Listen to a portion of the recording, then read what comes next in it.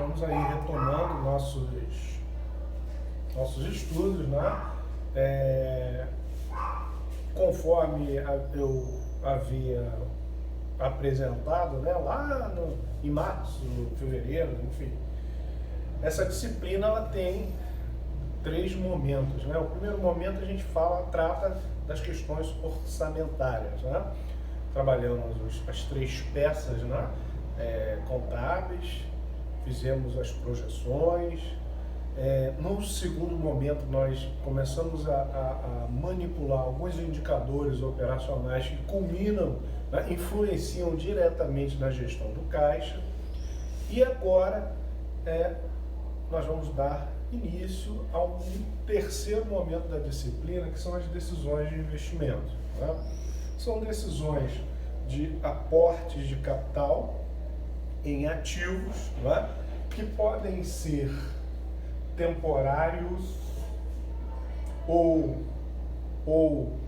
permanentes, né? Eu não tenho muita preocupação com investimentos temporários, né? Eu tenho mais preocupação com os investimentos permanentes, que são investimentos intimamente ligados à operação. Eles são ativos que de certa forma movimentam a operação, né? Esses ativos, como o nome mesmo já induz, eles estão registrados lá no balanço, no ativo permanente, né? Eles podem ter como exemplo os imóveis, né? Os investimentos em controladas e coligadas, são empresas, né, que recebem investimentos, né, e são empresas estratégicas para o negócio. Máquinas, né? Que mais? As marcas, tá? Investimento em pesquisa e desenvolvimento de novos produtos, né? Enfim, tudo aquilo que vai demandar capital, e esse capital requer um cuidado muito especial, e essa decisão precisa ser racionalizada, no sentido de verificar aquela lógica que a gente sempre ressalta na área financeira, de que os retornos precisam ser maiores do que custo do capital. E aí a gente está falando, né, de algo que a gente vai ver em AFO2, né? Agora nós não temos como mensurar nem avaliar, mas enfim, o que vai interessar para a gente é exatamente essa lógica, se o retorno, tá, que o investimento vai produzir, que eles vão agregar valor, adicionar valor à riqueza dos sócios da empresa. Então essa é a lógica que a gente pretende chegar com essa parte do conteúdo. É uma parte muito rica, não é? Muitas empresas tomam decisões equivocadas no que tange a investimento, e como acontece essa lógica reversa, a empresa entra numa espiral de decréscimo. O objetivo nosso é exatamente racionalizar, adequar os meios aos fins. Então, para que essas decisões, elas exigem técnicas sofisticadas para que a gente possa realmente avaliar a viabilidade ou não de se investir em um ativo permanente.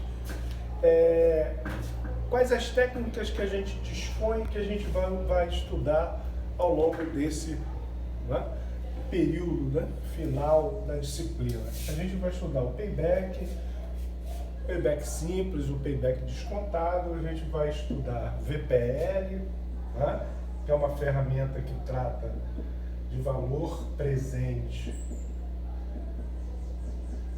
líquido, né? E a gente vai estudar a taxa interna de retorno, que também é uma outra técnica muito utilizada para decisões de investimentos. Bem, mas para a gente chegar a essas técnicas, a gente precisa fazer um percurso.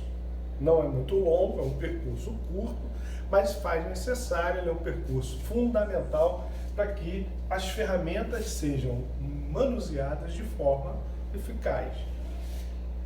Primeira coisa que a gente precisa entender as técnicas de orçamento de capital, ou seja, as ferramentas disponíveis para tomar as decisões de investimento de forma racional, tá? Ou seja, que a gente atenda esse pré-requisito, nós precisamos fazer um percurso. Esse percurso não é longo, mas ele é necessário e extremamente importante. A gente precisa conhecer os conceitos de retorno, não só conhecer o conceito, mas também aprender a mensurar o retorno e o risco. Por quê? Todo investimento que se preza, ele está submetido aqui a incertezas, tá? E ao risco. E todo investimento que se preza, a gente está em busca de um retorno. Ele vai gerar um retorno. Muito embora, em função do risco, ele possa gerar retornos insatisfatórios, do tipo perdas, né? Então, a gente precisa caminhar pelos conceitos de risco e retorno. Lembro a vocês que na mensuração do risco, a gente vai precisar buscar conceitos lá da estatística, do tipo desvio padrão, coeficiente de variação, amplitude, né? Então, nesse primeiro momento, a gente já vai entrar em retorno, para depois que nós tivermos domínio na mensuração do retorno, a gente possa partir para a mensuração do risco. Num segundo momento, né, a gente precisa de alguns conceitos que são oriundos da matemática financeira, que é o valor do dinheiro no tempo. Alguns já devem ter conhecido, outros não, mas na verdade é uma forma de nós caminharmos com os valores, porque todos os valores que a gente manuseia dentro dos projetos de investimentos, eles estão sob influência de efeitos financeiros. Que efeitos podem ser? Inflação, juros, correção monetária, enfim. Os valores, eles estão, né, a princípio, eles estão protegidos, supostamente protegidos, né, de interferências financeiras, efeitos no marketing. Vamos pagar em 48 vezes sem juros. Ora, ninguém faz milagre, ninguém faz caridade, ninguém pratica boa ação no mercado financeiro. Então, não existe 48 vezes sem juros, tá? Então, a primeira parcela, ela é idêntica à última. Porém, dentro dessa parcela, certamente vai existir efeitos financeiros. E quando eu trago esse valor, tá? Quando eu caminho com esse valor ao longo do tempo, esses valores sofrem modificações, tá? Então, por exemplo, se eu estiver falando de valor presente líquido, eu estou falando de um valor que está líquido e que está líquido de quê? De todos os efeitos financeiros e está no valor de hoje, valor presente, agora, nesse exato momento. Então, é uma forma que a matemática financeira nos proporciona de nós tomarmos decisões com base em valores que estão fora, né, do mesmo dado instante de tempo, mas por força desses efeitos, por força das regras de valores de dinheiro no tempo, a gente consegue transformá-los para o mesmo dado instante e tomar a decisão de forma racional. Um exemplo básico, o que é melhor, né? Eu receber o valor, vou vender essa caneta agora, o que é melhor, receber R$10 agora ou R$20 daqui a 2 anos? O que é melhor? R$10 agora ou R$20 daqui a pouco? Daqui a 2 anos, R$20 pode ser excelente negócio, como também pode ser péssimo. Isso a gente só vai poder avaliar se a gente utilizar esse conceito. Então, para que nós, para que a gente possa chegar às técnicas de orçamento de capital, a gente vai precisar perpassar por esses 2 conceitos. Então, é o que a gente vai ver nessa terceira parte da disciplina. E eu gostaria já, né, nesse primeiro momento, iniciar com um conceito de retorno. Iniciar de que forma? Os slides, eles são, né, esclarecedores no sentido de que, nas questões conceituais, né, o retorno. O que é o retorno de um investimento? O retorno de um investimento é um ganho ou perda de um investimento. Tá? O retorno ele pode ser um lucro, como pode ser um prejuízo. Tá? O risco vai permear o meu investimento e pode atuar no sentido de proporcionar perdas ou então reduzir o meu ganho. Mas no fundo, o retorno ele é o quê? A possibilidade de eu ganhar ou perder a partir de um investimento. Como eu calculo o retorno? Tá? O retorno a gente sempre representa a letrinha K, capital em alemão, e é o C em T, mais o P em T, menos o P em T menos 1, tá? Dividido pelo P em T menos 1. Retorno e risco, tá? Eles são taxas. Qual é? A gente até pode imaginar o retorno monetário, ou seja, o valor que retorna por um investimento realizado. No entanto, para efeito de análise, para efeito de avaliação de performance de um investimento, a gente precisa conhecer as taxas, porque o custo do capital ele também é expresso em termos percentuais. Então, essa fórmula ela vai proporcionar a taxa, tá? A taxa de retorno de um investimento. E aqui eu estou falando numa fórmula que, tá? O K é a minha taxa,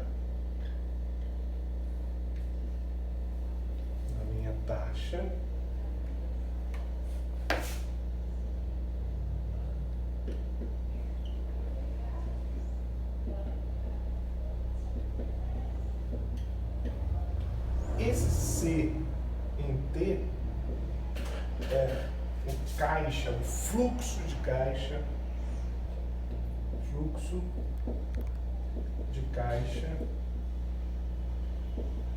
que o ativo pode proporciona durante um período, né? Que período é esse? Ó, eu estou analisando um período T-1, quer dizer, um período atrás, com o T, que é um período corrente. Então, o fluxo de caixa no período em análise, né? O P em T é o valor. Vou dar um exemplo desse caixa gerado. Eu investi em imóveis. Fiz um investimento em imóveis. Esse imóvel vai trazer aluguéis mensais. É um caixa que o ativo está proporcionando durante esse período que eu estou analisando. Pode acontecer o quê? Investir em empresas controladas ou coligadas. E essas empresas pagam dividendos. Esses dividendos é um caixa que eu recebo com o investimento que eu fiz. E existe, além do caixa que eu gero com o investimento, existe a própria valorização do investimento. E esse P em T é o preço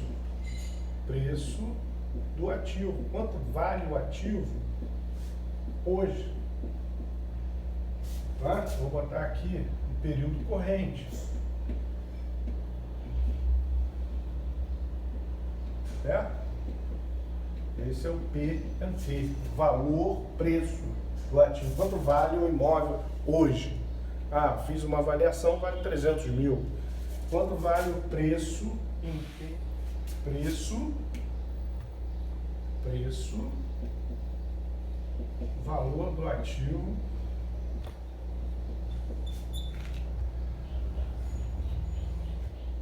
período anterior.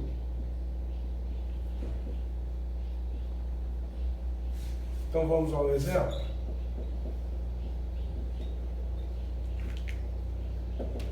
Beleza. Bem, uma empresa adquiriu um imóvel por 200 mil, tá? Em 2019, após um ano está avaliado em 250. Durante esse período, o imóvel foi alugado e gerou renda de 30. Informe a taxa de retorno do investimento. É um ativo individual. Eu vou partir para essa fórmula. Eu quero descobrir um K, né? Qual é o C em T? Que caixa que foi gerado nesse período? Né? O caixa que foi gerado, 30 mil. Certo? Qual o preço do ativo no período corrente? Quanto vale esse troço hoje? Preço em T. Ele hoje está avaliado em 250. Quanto esse imóvel foi avaliado no período anterior? A gente está falando de 19 para hoje. Anteriormente ele foi adquirido, foi comprado lá por 200. Então a gente pode já substituir aqui na fórmula. Eu tenho o caixa de 30, mais 250 menos 200 sobre 200. Isso aqui vai dar 30 mais 50 sobre 200, que chegou a 80 sobre 200. Ou seja, a taxa de retorno desse investimento no período analisado foi de 40%. Aí, é bem tranquilo a fórmula, né? Tem um exercício na nossa lista lá da aula de hoje. São 2 exercícios, o 1 e o 2, que dá para vocês se divertirem e bater a fórmula do retorno. Na próxima aula, amanhã, né, eu vou continuar e, como de costume, para premiar a inteligência de vocês, eu vou aumentar a complexidade falando em carteira de ativos, quer dizer, numa combinação de novos ativos. Tá? Então, para exercitar essa fórmula, sugiro os 2 primeiros exercícios. O terceiro, por enquanto, não. Valeu?